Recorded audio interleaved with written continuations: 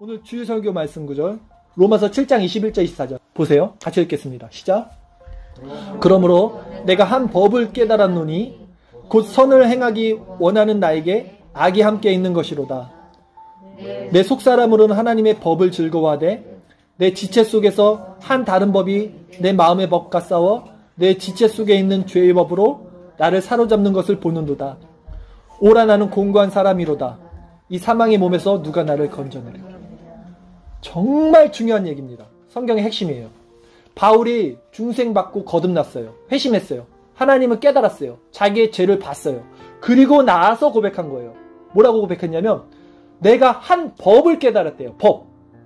법칙을 깨달았는데 뭐냐면 선을 행하기 원하는 나에게 악이 함께 있는 것을, 내 안에 선과 악이 있다는 것을 본 거예요. 그리고 이 사람은 하나님을 알고 믿음을 가진 사람이었기 때문에 내 속사람으로는 하나님의 법을 즐거워해요. 그렇죠? 우리도 그렇잖아요.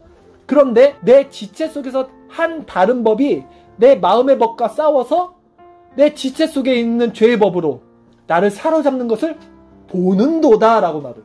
본다고 말해요. 지금 죄가 우리 심령 가운데서 어떻게 작용하는지를 보는 거예요.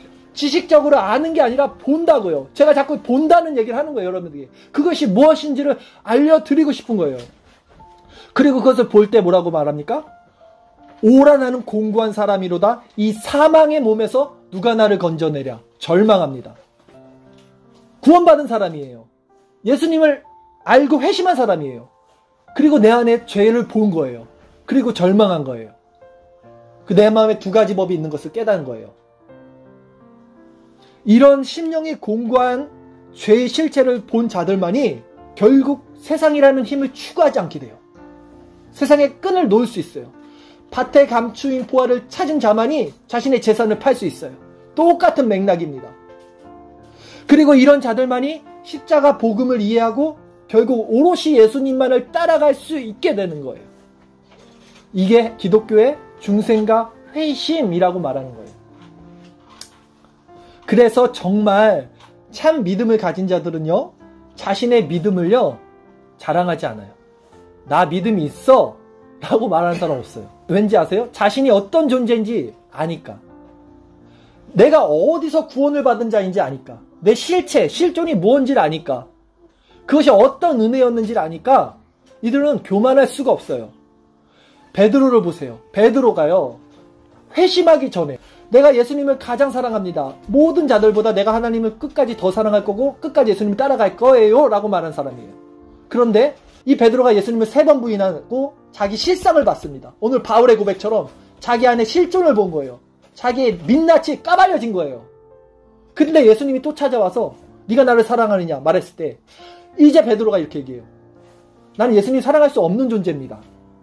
자기 실존을 보니까. 그래서 이렇게 고백합니다. 내가 주님을 사랑하는 줄 주께서 아십니다라고 고백이 바뀌어요.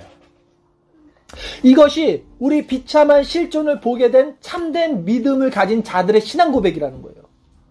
아, 나한테 믿음 없다 그래? 내가 집사인데, 장로인데, 목사인데?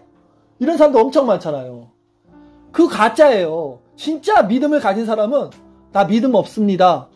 나단이 다윗에게 너 죄인이야 라고 지적하면 이놈이 내가 왕이 돼 나에게 이래? 이게 아니라 맞아 나 믿음 없어. 맞아 나 죄인이야 라고 넘어지는 거예요. 하나님의 은혜 받은 자들은요. 이것이 진정한 신앙 고백의 모습이라는 거예요.